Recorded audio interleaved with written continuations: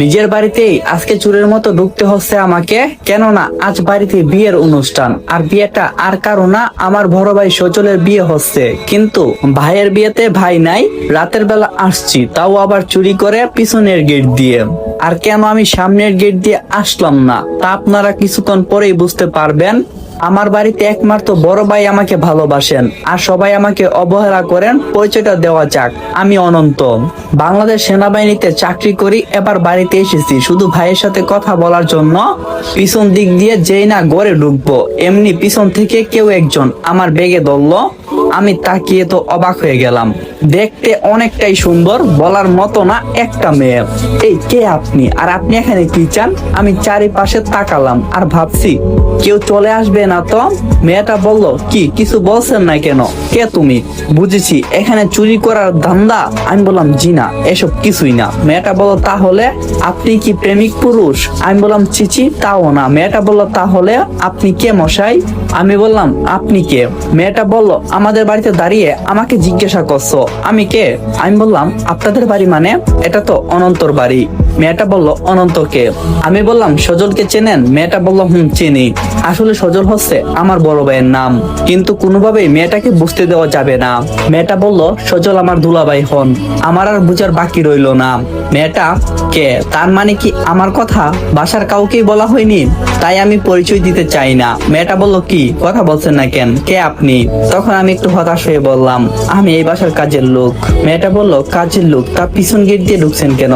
আমি বললাম, সাহেব আমারে গতকাল আসার কথা বলছিল, আমি আসতে পারি নাই, তাই এখন ভয়ে পিছনের দরজা দিয়ে ঢুকতেছি। মেয়েটা বলল, ভাব এত ভয় পান? আপনার মালিক কে? আমি বললাম, আসলে ছোটবেলা থাইকাই এখানে, বই তো কিছুটা হইবই। মেয়েটা বলল, আচ্ছা যান, ভিতরে যান। আমি চুপচাপ এখান থেকে কেটে পড়লাম। আমার রুমে এসে ফ্রেশ হলাম, বিছানায় কাপড় চোপড় রেখে সবকিছু ঠিক করলাম। আমি অবর্তমানে এখানে কেউ থাকে না। আসসালামু আলাইকুম এভরিওয়ান। গল্পের মাঝে একটা কথা বলি, আমরা তো অনেকেই জানি যে বাংলাদেশে একটা দুর্ঘটনা ঘটে গেছে। বিশ্বাস করেন ভাই, কেউ ভাবছে না যে বাংলাদেশে এরকম একটা কাহিনী হইব। কত নিষ্পাপ প্রাণ অকালে ঝরে গেল। তাদের সবারই তো একটা ইচ্ছা ছিল যে বড় হইয়া অনেক কিছু করব। মায়ের সামনে ছেলের লাশ, তাও আবার তার চেহারাটা চিনা যাচ্ছে না। মায়ের কান্না যেন আসমান জমিন এক করে দিচ্ছে। হে আল্লাহ, আমরা গুনাহগার, তাও আমরা গুনাহগাররা একসাথে হইয়া আপনার কাছে তাদের জন্য নামাজ পড়ে দোয়া করি যাতে আল্লাহ তাদেরকে জান্নাত দান করে। তো এবার গল্পে ফিরে যাই। সবকিছু ঠিক করে বাহিরে এলাম। প্রথমে কাজের লোক মানোয়ার চাচার সাথে দেখা হলো। তিনি আমাকে দেখে মহা খুশি। তিনি দৌড়ে গিয়ে আম্মুর কাছে গিয়ে বললেন যে আমি আসছি। আমি তার পিছনে গিয়ে রান্নাঘরে আম্মুর সামনে দাঁড়ালাম। মানোয়ার চাচা বলল, মা, ছোট সাহেব আসছে। মায়ের হাসি মুখ নিমিশেই শুকিয়ে গেল। আমার আর বুঝার বাকি রইল না, মা খুশি হন নাই। আম্মু বলল, মানোয়ার শুনো, তোমার ছোট সাহেবের মনে হয় খিদা লাগছে, তুমি তার খাবারটা তার রুমে দিয়ে আসো। মানোয়ার চাচা মুখটা কালো করে ফেললো। মানোয়ার চাচা চলে আসলেন। আমি চলে যাচ্ছি দোতলার দিকে। বাবাকে দোতলায় পেলাম। আমি সালাম দিলাম। সালাম শুনতেই আমার দিকে অবাক চোখে তাকালেন। আমাকে দেখে স্বাভাবিক হওয়ার চেষ্টা করছেন। চারদিকটা চোখ বুলিয়ে বললেন, কেউ আসতে দেখছে? আমি বললাম, হ্যাঁ, একটা মেয়ে। বাবা বলল, তুমি কাকে বলে আসছো? আর মেয়েটাকে তুমি কি বলছো? আমি বললাম, তাকে বলছি আমি এই বাসার কাজের লোক। বাবা বলল, আচ্ছা, তা এসেছো কতক্ষণ? আমি বললাম, ঘন্টা 4 হবে। বাবা বলল, সবেবার তো এলে, এখনই বের হয়েছো, যাও ঘরে যাও। আমি বললাম, বড় ভাইয়ের সাথে দেখা করতে যাচ্ছি। বাবা বলল, ঠিক আছে, যাও। আমি বাবার কাছ থেকে চলে এলাম। নিজের আপন মানুষের এমন কথা অনেক কষ্ট হই। এসব ভাবতে ভাবতে আসছিলাম, ঠিক তখনই পিছন থেকে ভাইয়ার কণ্ঠ ভেসে আসলো, কিরে কামান্ডার সাহেব, কেমন আছোস? আমি বললাম, ভালো, তুমি? ভাইয়া বলল, এই তো ভালো। আব্বুর সাথে আর আম্মুর সাথে দেখা হয়েছিল? আমি বললাম, আব্বুর সাথে কথা হয়েছে, আর আম্মুর কাছে যাওয়া হয় নাই। ভাইয়া বলল, চল আমার সাথে, তোর ভাবিকে দেখবি। আমি বললাম, না, কালকে দেখবো। ভাইয়া বলল, কাল দেখবি কেন? আব্বু কিছু বলছে? আমি বললাম, আব্বু আর কি বলবে, সবই আমার ভাগ্য। ভাইয়া বলল, কি করি বল? আচ্ছা, রাত তো অনেক হয়েছে, চল দুই ভাইয়ে খেয়ে নেই। আমি বললাম, না ভাইয়া, আমার খিদে নেই, তুমি খাও। ভাইয়া বলল, আম্মু আবার টেবিলে খাবার খেতে নিষেধ দিয়েছে। আমি বললাম, সবই তো তোমার জানা। ভাইয়া বলল, আমি তো আজ টেবিলে খাবো না। না ভাইয়া, এটা হয় না। ভাইয়া বলল, কি হয় না? সবই হই। আমি বললাম, ভাইয়া, এখানে অনেক মেহমান আছে। ভাইয়া বলল, তো কি হয়েছে? আমি বললাম, বাবা মায়ের সম্মান। ভাইয়া বলল, এমন সম্মানের দরকার নেই। আমি বললাম, তুমি যদি টেবিলে না খাও তাহলে কিন্তু আমি আর বাড়িতে আসবো না। এই বাড়ি তোর, তুই আসবি না মানে? আমি বললাম বলতাছো? ভাইয়া বললো হ্যাঁ। আমি বললাম তাহলে আমি আজই চলে যাব। ভাইয়া বললো কি বলিস? আমি বললাম হ্যাঁ চলে যাব। ভাইয়া বললো যাস নে ভাই। আমি বললাম তাহলে তুমি আমার কথায় রাজি? ভাইয়া বললো আচ্ছা। আমার আরেকটা কথা আছে। ভাইয়া বললো কি? তুমি আমার পরিচয়টা কাউকে দিবা না, আমি এখানের চাকর, যাদের সবাই এইটাই বুঝতে পারে। ভাইয়া বললো কি আব্বু বলছে নাকি? আমি বললাম না, আমি আব্বুকে বলছি যে আমি এই বাসার ছেলে না, আমি এই বাসার চাকর। ভাইয়া বলল তুই বললি আর আব্বু সেটা মানলো? আমি বললাম হ্যাঁ। তখন ভাইয়া বলল আমি মানবো, তবে আমার একটা কথা তোকে রাখতে হবে। কি কথা ভাইয়া? তুই আমার সঙ্গে ওদের বাড়িতে যাবি। আমি বললাম আচ্ছা। আমি ভাইয়ার কাছ থেকে বিদায় নিয়ে আসলাম। নিজের রুমে আসতে দেখলাম টেবিলের উপরে খাবার রাখা আছে। আমি একটু ফ্রেশ হলাম। বুধি খাবারগুলো মানুষ চাচা রেখে গেছেন। আমি খাবার খেয়ে শুয়ে পড়লাম।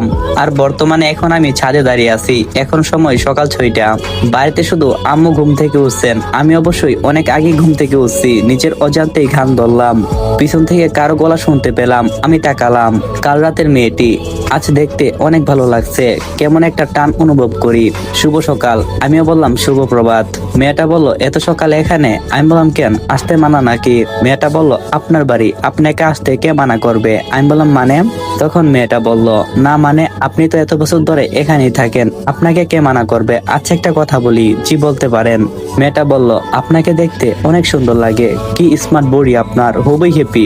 আমি বললাম পাম দিতে হবে না, পাম কম মারেন, আমি আবার এসব পাম নিতে পারি না, আর মেয়েদের কাছ থেকে তো একদম না। মেয়েটা বলল না সত্যি বলছি।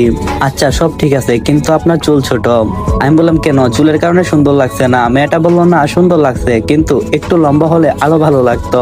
আমি বললাম চুল লম্বা করা আমার নিষেধ। মেয়েটা বলল কেন, আপনার সাহেব মানা করছে নাকি? আমি বললাম না। মেয়েটা বলল তাহলে? আমি বললাম বলা যাবে না। মেয়েটা বলল বা আপনারও সিগারেট আছে?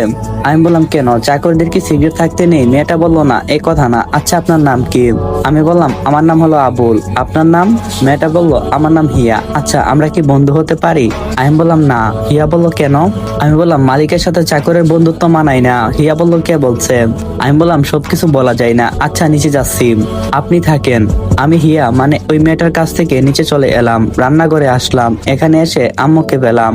আমি বললাম আম্মু কেমন আছো? আম্মু বললো হ্যাঁ ভালো, তুমি? আমি বললাম হ্যাঁ ভালো। আম্মু বললো নাস্তা তৈরি করছি, খেয়ে চুপচাপ নিজের রুমে চলে যাও। আমি বললাম আচ্ছা। আমি নাস্তা করে আমার রুমে আসলাম। তারপর আর রুম থেকে বের হলাম না। শুধু বসে বসে ভাবছি হিয়া মেয়েটার কথা। মেয়েটা অনেক সুন্দর, আর চোখগুলো যেন মায়াবী। মনে হচ্ছে তার চোখের মধ্যে কি যেন একটা টান আছে, যেটা আমি অনুভব করতে পারছি। দেখতে দেখতে 10 থেকে 20 মিনিট চলে গেল। ঠিক তখনই দরজার মধ্যে কেউ কড়া নাড়লো। দরজা খুলে দেখি ভাইয়া দাঁড়িয়ে আছে। ভাইয়া বলল কিরে, দরজা জানালা লাগিয়ে বসে আছিস কেন? আমি বললাম কি করব বলো, আমার তো খেয়ে দে কোনো কাজ নাই। তো ভাইয়া বলল শুনলাম তোদের জায়গা নাকি পরিবর্তন হয়েছে। আমি বললাম আগের জায়গায় আছি, মানে বান্দরবনেই আছি। ভাইয়া বলল আচ্ছা, কালকে রাতের কথা মনে আছে তো? আমি বললাম কোন কথা? ভাইয়া বলল সে কি, তুই কি ভুলে গেলি কাল রাতে যে বললাম আমার সাথে তোর ভাবির বাড়িতে যেতে হবে?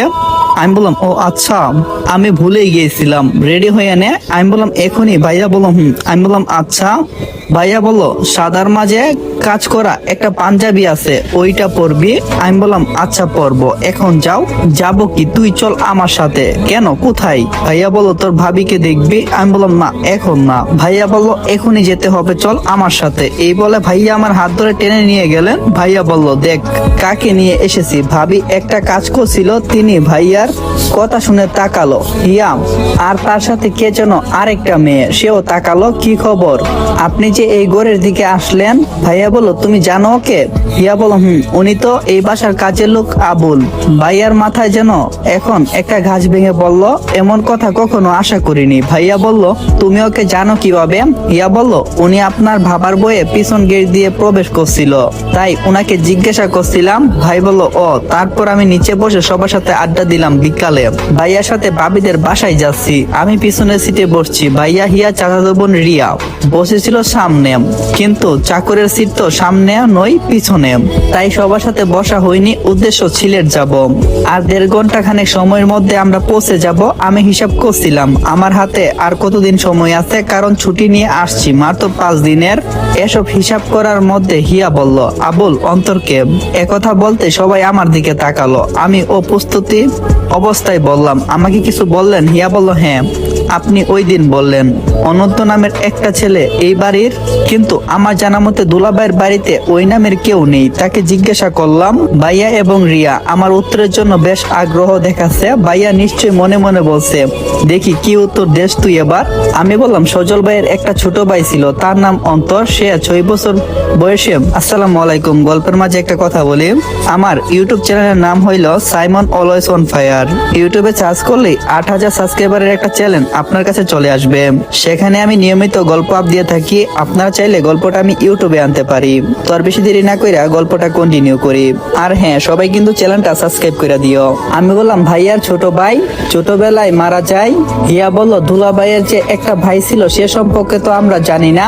আমি বললাম এটা জেনে তো লাভ নেই, সে মারা গিয়েছে 15 বছর আগে, তাই তো তার সাথে কোনো লেনদেন নেই। আমি বুঝতে চেয়েছি ভাইয়া কি বুঝাতে চেয়েছিল। তখন হিয়া বলল, সত্যি দুলাভাই আপনার একটা ভাই ছিল? ভাইয়া বলল, আমার এক ভাই। তখন ভাইয়া আর কোনো কিছু বলতে যাবে, ভাইয়াকে থামিয়ে দিলাম, কারণ আবেগের বসে সবটা বলে দেবে। আমি বললাম, হিয়া ম্যাম সাহেব আপনি আমারে বিশ্বাস করলেন না? হিয়া বলল, আরে, আমি বললাম ম্যাম সাহেব আপনার সাথে কথা নাই। রিয়া বলল, আবুল ভাই কিন্তু একটা জিনিয়াস। আমি বললাম জিনিয়াস মানে কি গোয়াফা? হিয়া বলল, তুমি জিনিয়াস মানে জানো না? কতটুকু লেখাপড়া করছো? আমি বললাম ক্লাস 8 পর্যন্ত। হিয়া বলল, ক্লাস 8 পর্যন্ত পরেও তুমি জিনিয়াসের অর্থ জানো না? আমি বললাম সব আমি আমার পুরা কপালের সাথে মিশাইয়া খাইয়া ফেলছি। রিয়া বলল, আবুল ভাই আপনি ডং করতে পারেন। আপামনি আমি আর কোনো কিছুই কমু না। আমি চুপ হয়ে গেলাম, কিন্তু